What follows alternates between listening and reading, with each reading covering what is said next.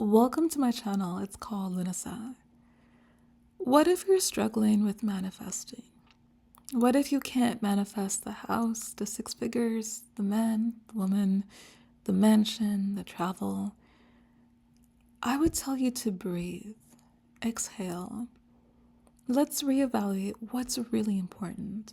Those are things, but let's focus on something much more important than things. You, me, us, our mindset. Being able to maintain a positive mindset is everything. If you do nothing else, do that. That state is magical. It's the fourth dimensional living that Florence Scovel Shinn talks about. It'll shift your perspective, your interactions, and what happens. People can see the life and light in your eyes. You glow. And the Louise Hay affirmations of only good lies before me start to make sense.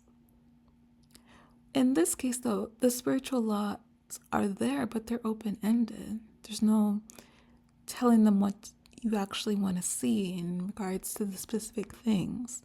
You just know that only good lies before you. If you can't will that blue sweater into existence, you just drop it and you focus on feeling good. You focus on feeling really good. You reach for the best feeling thoughts, and you have that be your everything. You return to the always looking for something else wonderful to turn your attention to person that you are. To give a little nod to the great Abraham Hicks. It's actually proven in psychology, called cognitive behavioral therapy, that your thoughts affect your mood and your behavior. I'm going to go even further and say that it affects your life. I think that if we just focus each day on living with eyes that just glowed with life and just stayed in that mindset where it's like you look up and it's like, has the sky ever looked this beautiful? When you're living in this magical experience, then that's all you need to do. And you can trust that life will start to shift and change.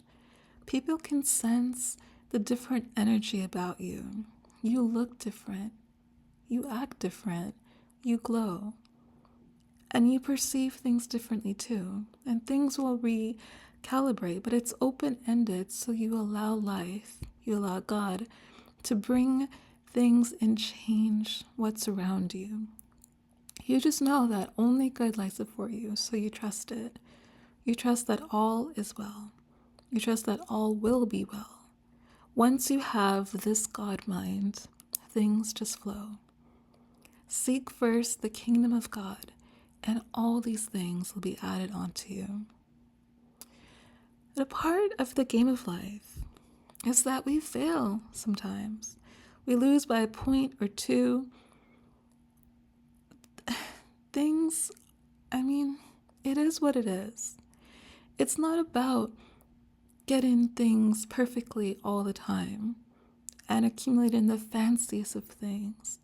It's about you. A part of this is about your character that can withstand anything. Florence tells the story of Jesus staring at what is, unbothered by everything wrong that he sees, because he can hold the faith of what can be, and he sees through it all. And that birthing process can be painful and messy and long, but you hold your mind steady. You don't collapse. You don't lose hope. You don't lose faith. You're not disheartened. You hold your poise.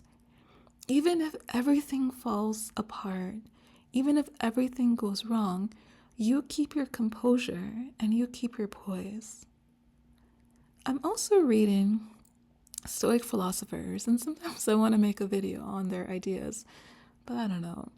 One of them, Diogenes, says that it's about human excellence, and they all say, one way or the other, that to know that no matter what situation we're in, God has entrusted us with it, and we want to make him proud.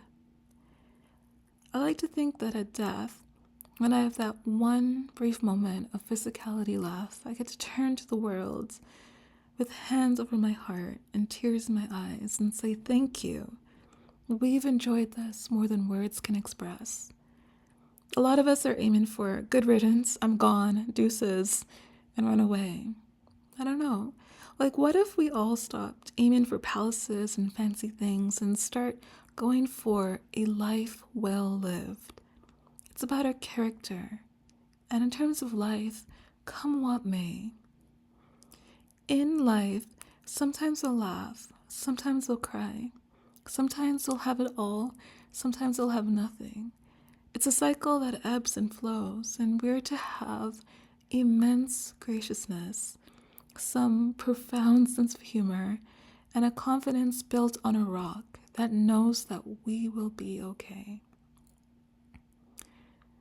Life can be crazy. Focus your mind, your spirit, and your outlook on life to be positive. Spend your time making sure that you feel good and that you have that sense of beauty and wonder and love and playfulness towards life. Function in the fourth dimension and let life figure itself out. Florence points out that when you're poised, then the power of God can work through you. This isn't for you to figure out. She has these affirmations. I stand aside and let infinite intelligence make easy and successful my way. I do not resist the situation. I put it in the hands of infinite love and wisdom. Let the divine idea now come to pass. I know that there is no lost opportunity in the kingdom. As one door shuts, another door opens. God is about abundance. Notice in Genesis, the main directive is to be fruitful and multiply. There are many other doors and unexpected ways for things to work out. Us holding our composure and our peace goes a long way to allowing God to work those miracles. As always, thank you so much for listening.